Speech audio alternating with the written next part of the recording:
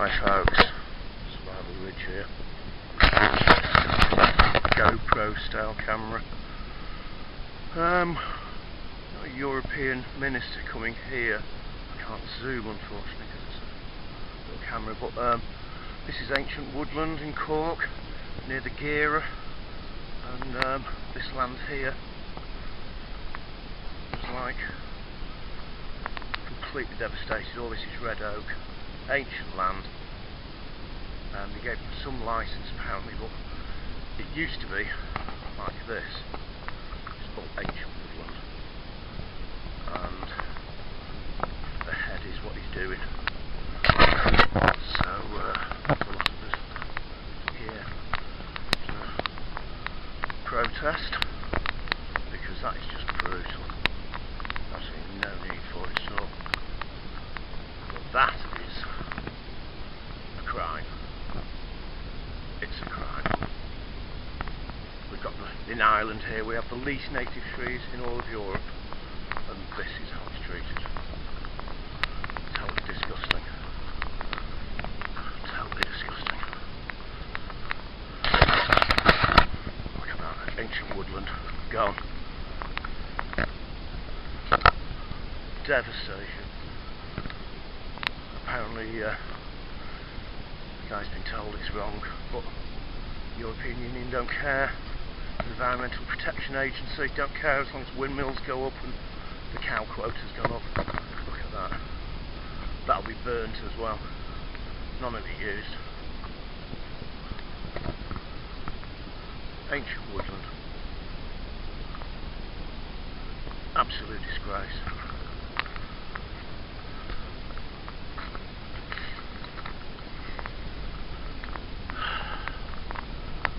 This little camera picks it all up, and some of the horses have not even tried it yet. This is a test, really.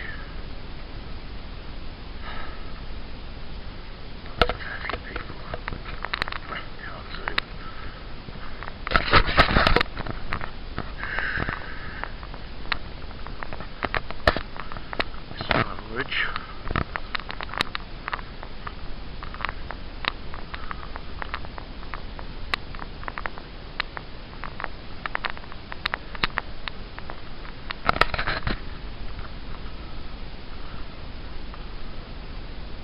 Grove Farm.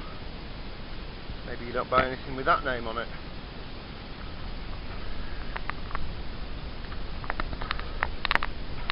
Well, I suppose at least I've left some. I can see two big oaks there. But apparently he's been told to stop.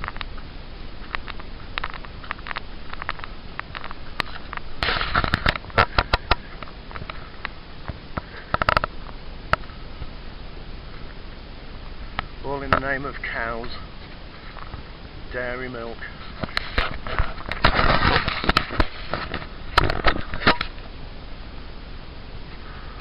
All in the name of cows.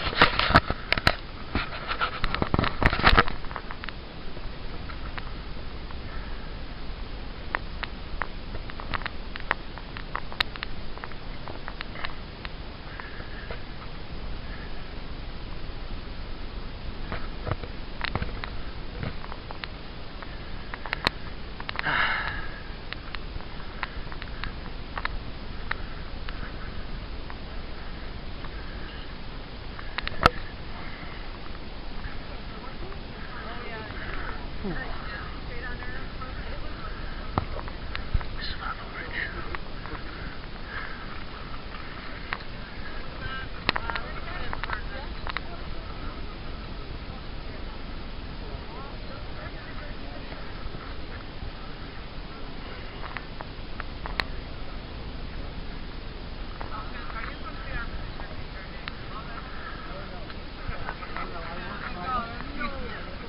Ted Cook, our main tree man in my crew.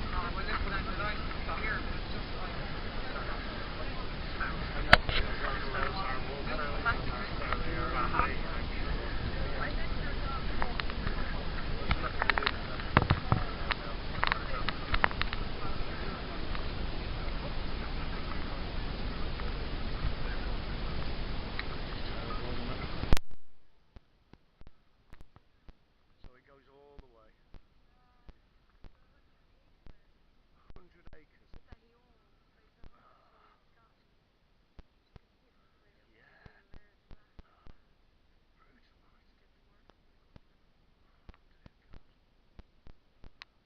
Let's hope this European minister turns up.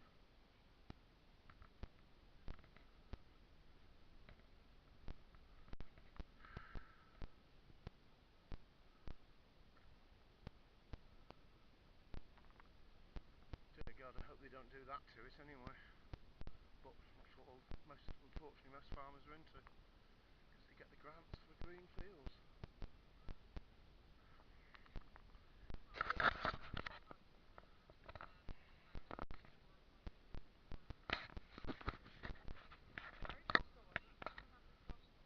Hi Ted, would you mind telling us why we're here?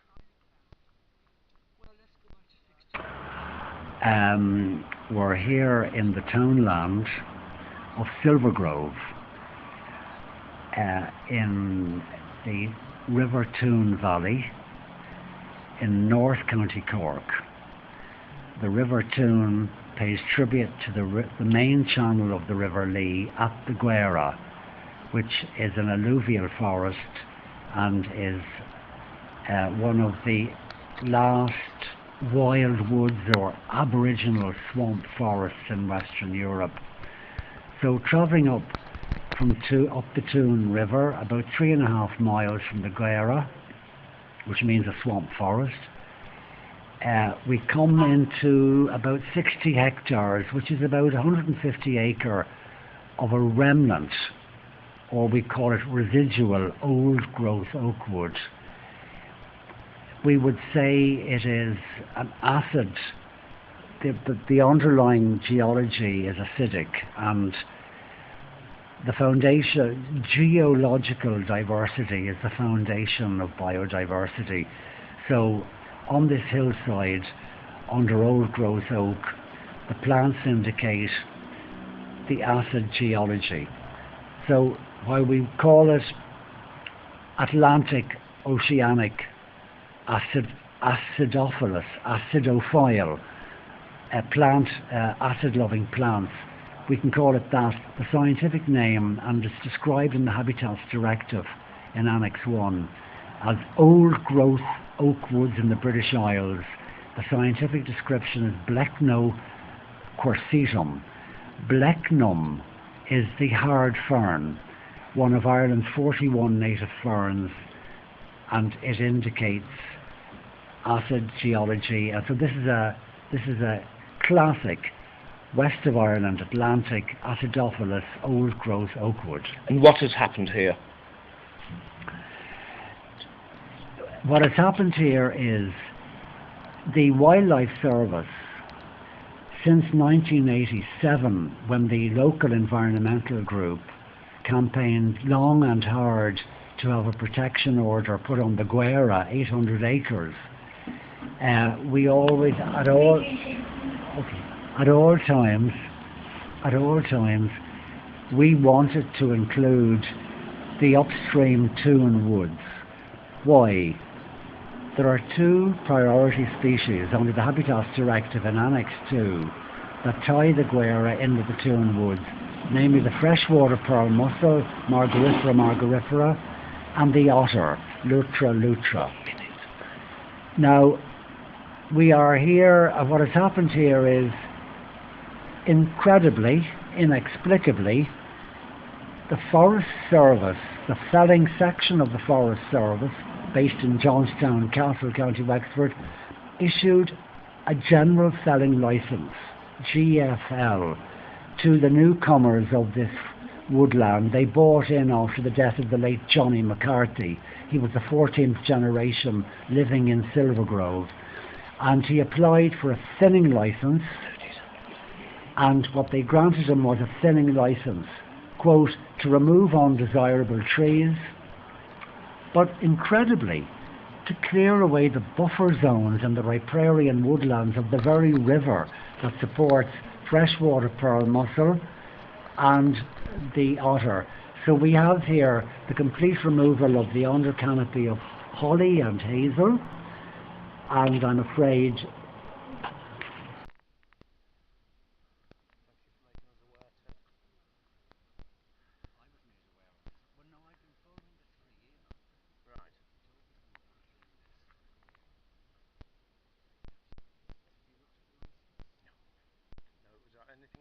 planting trees with you yesterday, Ted? Eco plan. Right. Yeah. Eco plan. I have, yes. Yes, first time I've used it, so I'm hoping. Fabulous. Very good. Yeah. Yeah. I know. I'm going to drop this now and bring my old camera out, which is getting old.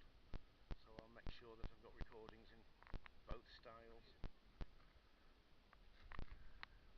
Oh yeah. Oh, it's video. Yeah. Right. Hi folks, Survival with you. I've just done a video on my GoPro clone copy thing. Well, I don't know if it'll turn up, so I'll carry on filming with my old camera. Still just about behaving. Although I tried to replace it and it's shot really. Oh, she's gone again. You can see it's on its way. But we will try. So, we're not far from the Gira, Toons Bridge area. This man has bought loads of acreage, 300 acres or something, and had a thinning licence from the state, and he's destroyed some of the land down below, which I've shown you. And this is what he's doing here. This is red oak, primarily, and he's just cut it all down. Just devastated it. He's fighting with the locals over dogs on leads.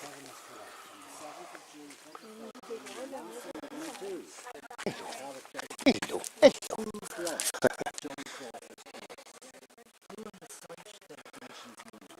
Eco plan, apparently the people who have do not support these people. Felling site notice. So, don't have anything to do with eco plan. They don't give a damn about woodland.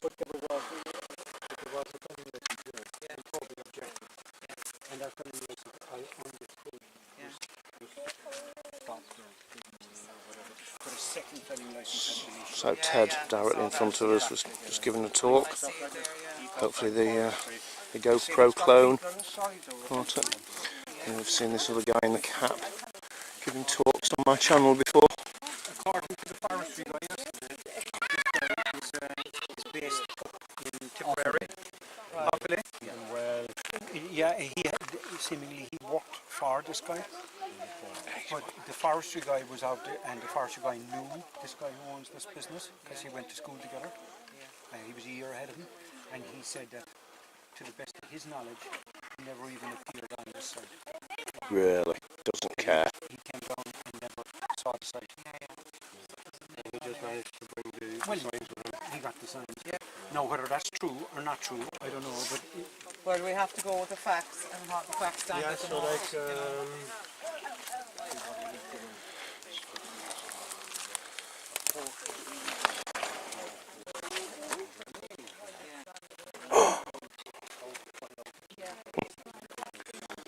So bad to see.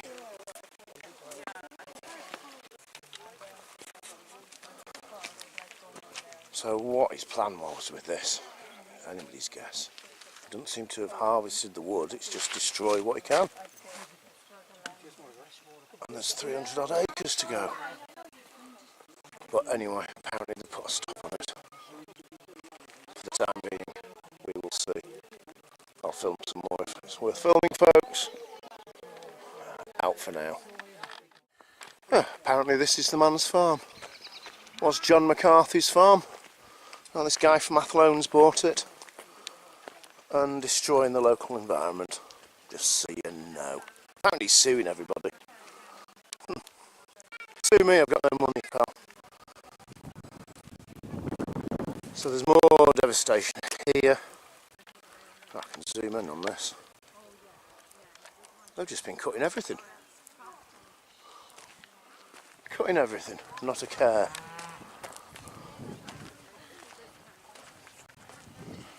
Yeah, leave rubbish by the side of the road. That's the type of environment we have.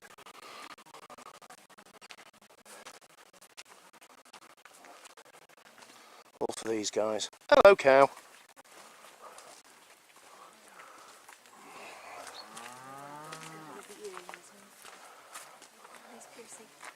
Hello, bull.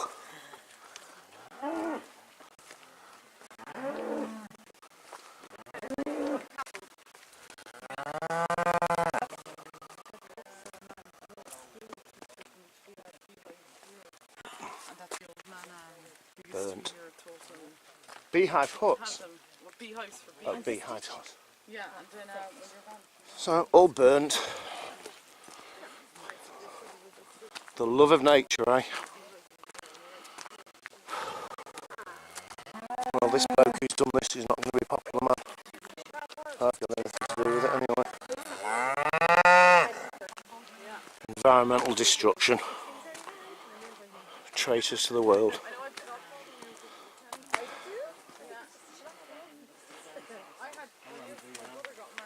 And the wetlands, and then There's about 6 designations on it. they're saying that the Cabra wetlands are under management as well, and it might be an idea to have a look. Remember myself and Mara Wall spoke about the light programme, Yeah. and she was supposed to come up with great things. No, I've tried to contact her several times since she's gone to ground. And I don't know, I'm surprised then that you're saying this, and all the crowd came out looking at it before Christmas. Mara Wall, she's been in contact with me at all about it. Yeah, but she's the Hella Crop, Yeah. Kettles in Scotland. Yeah, And they're very closely lined with Cork County Council.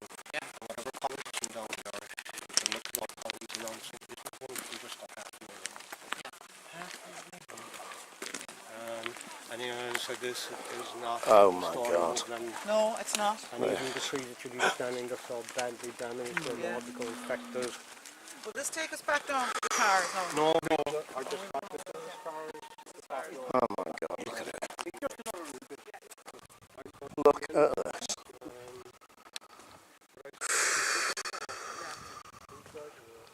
Dear God. This is so sad. Look at this. What are they doing? Oh dear God.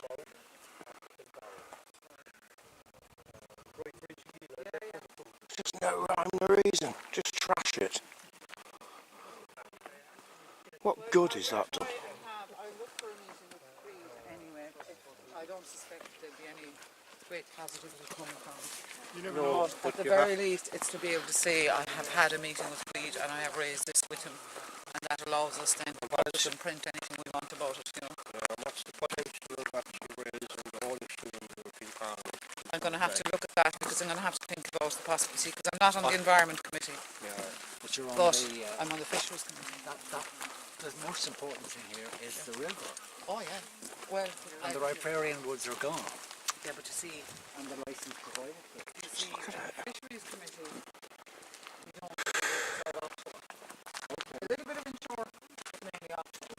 So, you know, we just talk about CRP and the different measures that are coming into effect there, technical measures, yada, yada, yada. Which is a huge thing in itself. But because I'm constantly banging on about our rivers, and I've had loads of statements out about it, and I give out yards about it, because I find the idea that we're putting untreated sewage into our rivers, like in Golden, for instance, in Tipperary, which is a beautiful spot, untreated sewage going in there, and you just think, seriously, people, and you wonder why I met with the salmon conservation group there, Tackle and Kerry, and you just think, like it's completely upside down, because obviously they're wondering then, why are the anglers who spend 8,000 and 10,000 per person coming, are not coming because the fish aren't. But So, like, in terms of, that's something that I'm going to have to do when I'm a member state, or as we call it, yeah, like a member state, because Europe won't care. You know, they're talking about quotas for recreational fishing, that's a different thing again. So, I'm just trying to find a home for where I can bring it as a hearing to the Parliament, or something like that. When I'm not in the Environment Committee, no, I'll talk to Lynn about it, who is in the Environment Committee, and see can we do something collaboratively on that, because we had oceans plastics, and that went down very well. So, but this, I need to get my head around it. I need a bit of time to kind of study it and see what's the best. Because you know me, I like to be very much a solutions-based person. And if I can't do anything, I'll just say I can't do anything. yeah. Because there's no point in promising I wrote to Michael Creed myself, and I made a lot of suggestions. Yeah. And I got a response from his personal assistant, Shauna, in his office. And but anyway, she was very positive about it. She said she would bring it to his attention, and he is aware of it, and of the destruction in the Toon Valley. But I also made a lot of suggestions for solutions in the long term for mitigating carbon output from the agricultural sector, etc., etc. I can forward it on to you. Can you please? That'll be very helpful, because like you probably have the solutions more than like, you know, rather than me. The solutions are But there. what I need to do is find out what mechanisms I can use as an MEP to try and push that, or to try and move that a bit further to make it a reality and to implement it. Because like in terms of EU law, it's the Commission propose legislation. We can then amend or react or respond, if you like, or submit our own amendments to stuff. But I'll talk to Lynn from the Environment Committee as well. But if you send that to me, and I just need to literally get a headspace there that I can see, well, what's the best plan? What can we actually do to make a difference, rather than just, you know, the letters to Creed, the highlighting it in the press. I'd like to be able to do more than that, you know. Well, yeah, and I suppose at the end of the day, That we need to change policy, we need to change. We have to love our country. These Ireland and our countries that have that space. Yeah. So open it, undermine it, and why is the trying to dominate it? And why is the EPA doing nothing? What's their purpose? Yeah. Am I the only one that's jumping up about the EPA? Like I'm going to Little Island tonight now, where they're talking about it's country clean. It's not country clean themselves, but it's just, you know, rubbish collecting and getting rid of incinerators and creating another incinerator.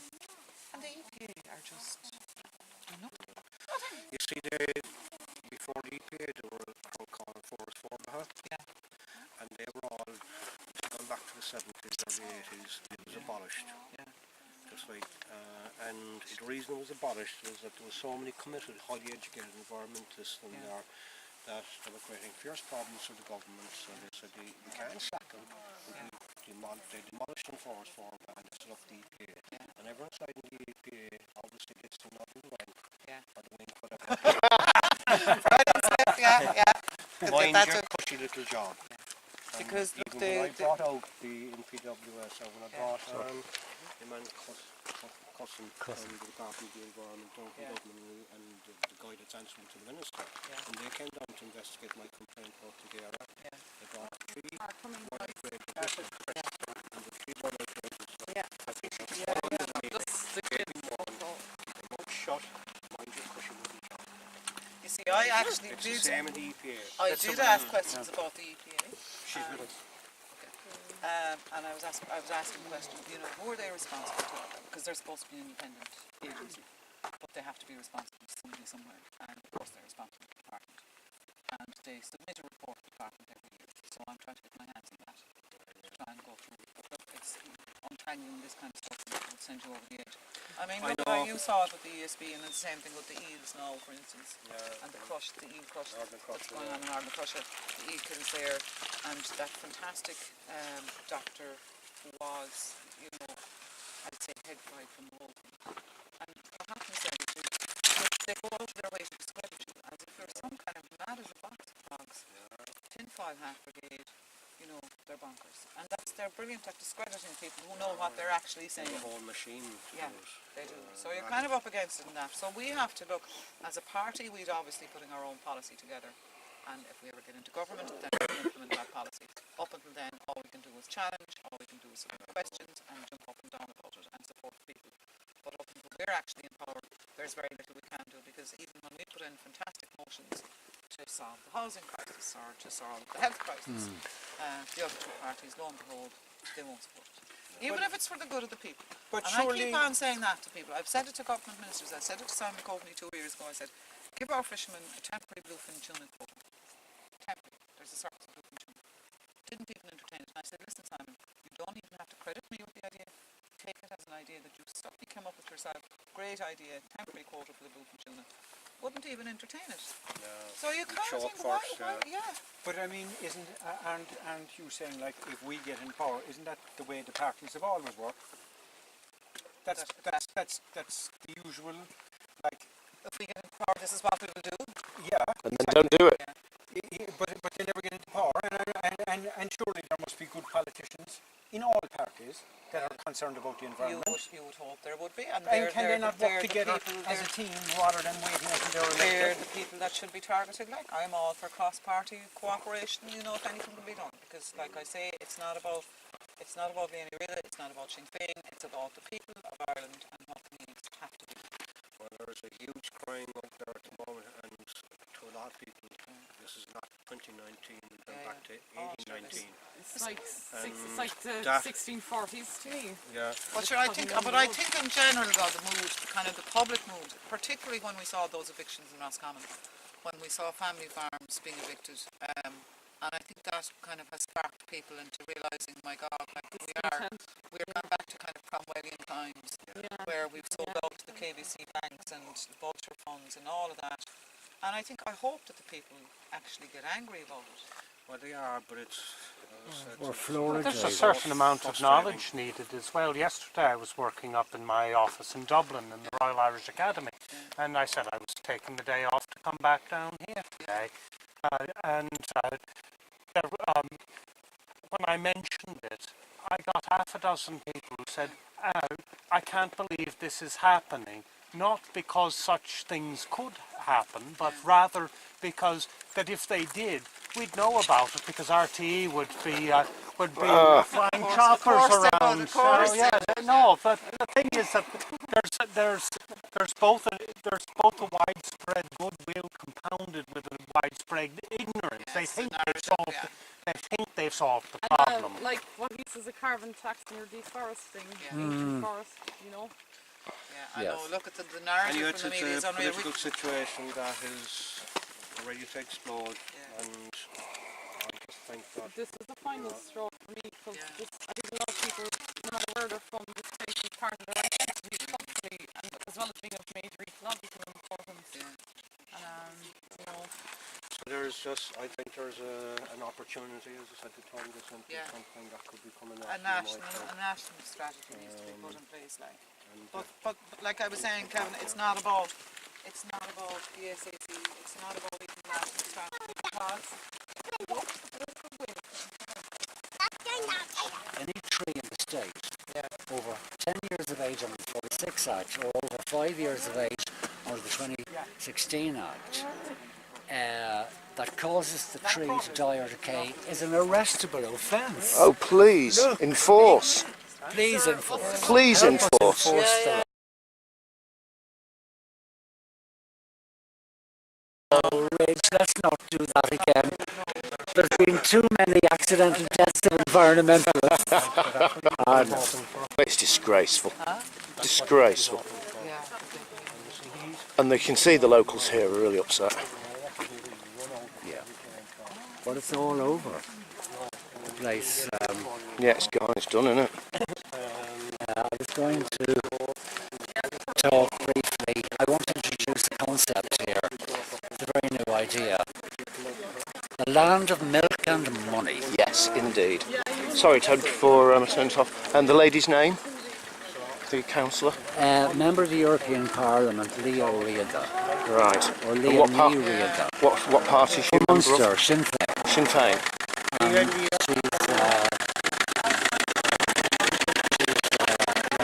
Munster in the European Parliament. In front of here. Okay. You're going down there anyway, I thought you were getting in the car. Yeah, I just the land of milk and money. Can you use